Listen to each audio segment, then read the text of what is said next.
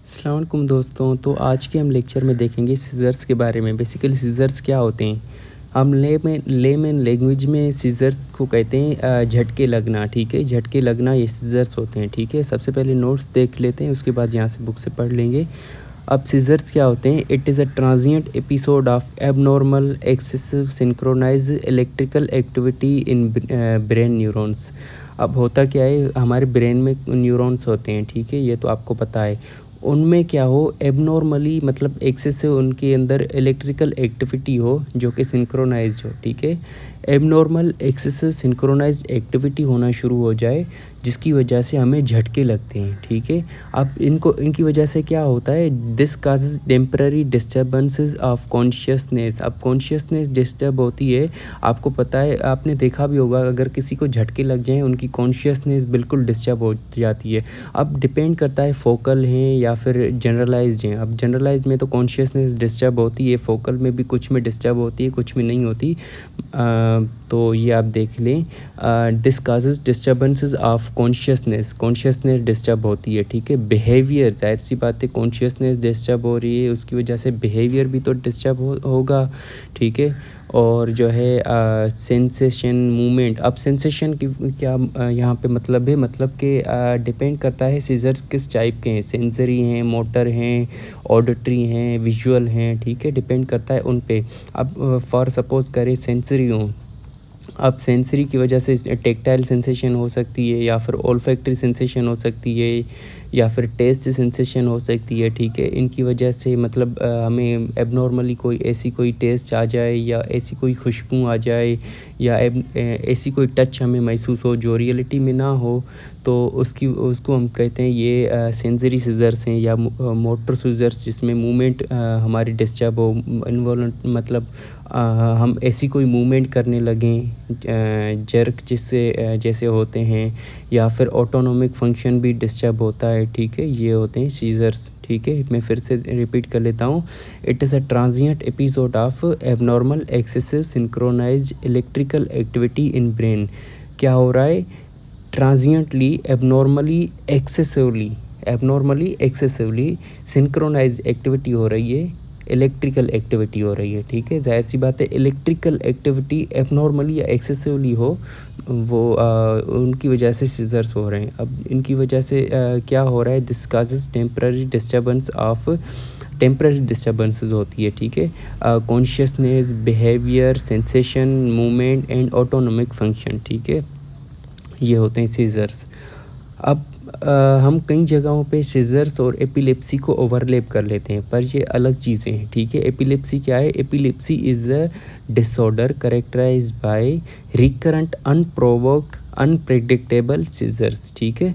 अब एपिलेप्सी क्या होता है, ये फॉर सपोज़ करें किसी बंदे को फिट्स हों, अगर वो एक बार हों तो उनको कहते हैं सीजर्स, ठीक है? अब अगर वो बार बार होते रहें तो उनको नाम देते हैं एपिलेप्सी, ठीक है? अब एपिलेप्सी में बार बार होना तो एक क्राइटेरिया है, दूसरा अनप्रोवोक्ड का मतलब है, आपने ये पढ़ा होगा, कुछ होते हैं फेब्राइल सीजर्स, ठीक है? अब फेब्राइल सीजर्स में प्रोवोकेशन क्या है? फीवर प्रोवोकेशन है, ठीक है? अब कुछ ड्रग्स प्रोवोक करती हैं सीजर्स को, ठीक है? मतलब कि ऐसी कोई प्रोवोकेशन ना हो, अपने आप ही होने लगे, ठीक है? उनको कहते हैं एपिलेप्सी, ठीक है?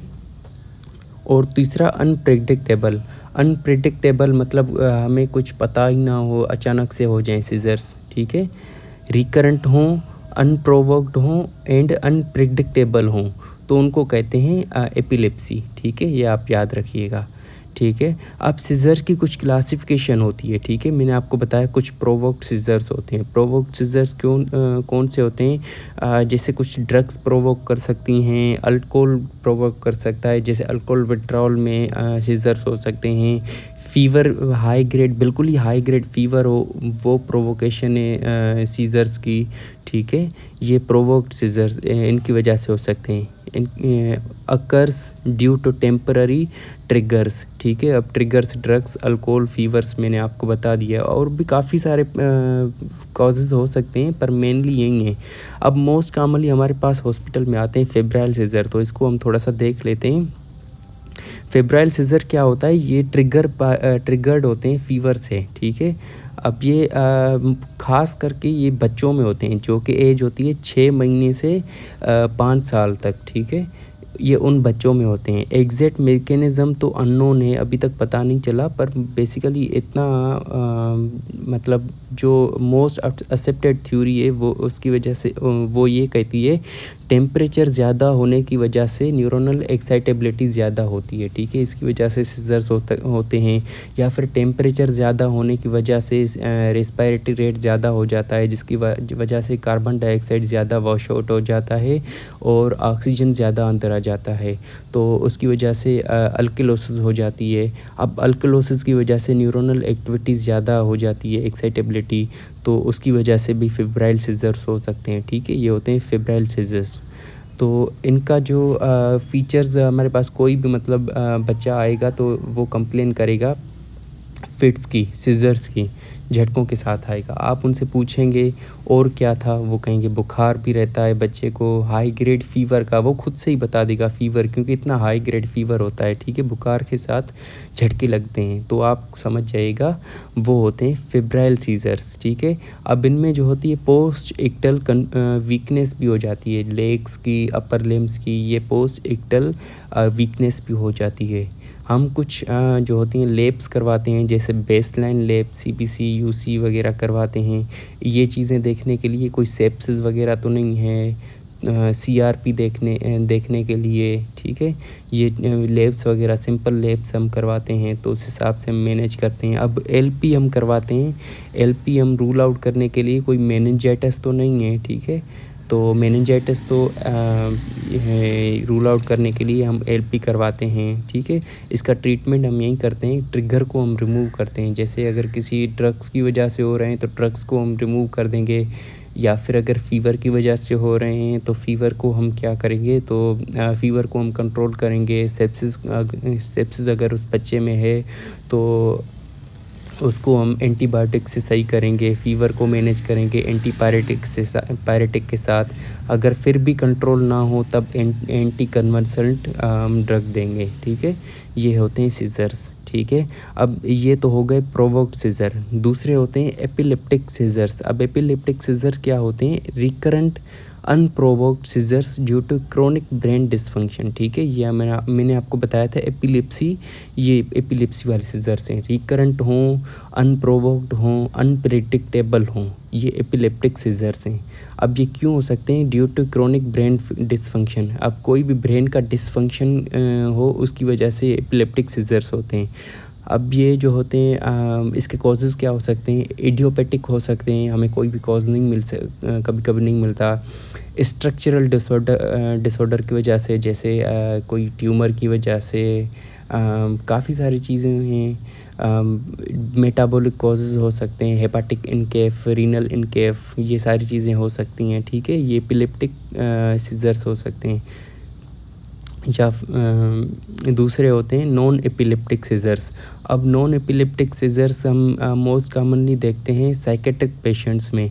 अब या सिनकोपी वाले पेशेंट्स आते हैं, सडन जो है कुछ टाइम के लिए ब्रेन की जो होती ब्लड सप्लाई कम हो जाए या कट ऑफ हो जाए, तो उसकी वजह से मतलब सडन कुछ टाइम के लिए सीज़र्स होते हैं, पर उनमें जो होती है कोई ब्रेन की जो एबनॉर्मलिटी नहीं होती, ठीक है। कोई इलेक्ट्रिकल एक्टिविटी एबनॉर्मल नहीं होती, तो ये नॉन एपिलेप्टिक सीज़र्स होते हैं। हम साइकेट्रिक पेशेंट में भी ये नॉन एपिलेप्टिक सीज़र्स देखते हैं।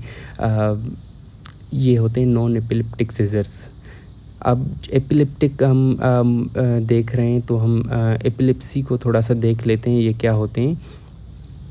एपिलेप्सी मैंने आपको बताया, it is a disorder characterise by recurrent unprovoked unpredictable seizures, ठीक है। सीज़र्स हों और वो रिकरेंटली होते रहें और अनप्रोवोक्ड हों, कोई प्रोवोकेशन ना हो, ठीक है। उनको कहते हैं एपिलेप्सी। अब ये क्यों होते हैं? कोई ब्रेन की डिफ़ॉर्मिटी की वजह से, मतलब कोई ब्रेन के डिसफंक्शन की वजह से हो सकते हैं। अब डिसफंक्शन क्या होता है, मैं आपको नॉर्मली पहले समझाता हूँ। नॉर्मल क्या होता है? नॉर्मली ब्रेन में जो न्यूरॉन्स होते हैं नॉर्मली एक्साइटेबल, इन्हिबिशन, बैलेंस होती है, ठीक है?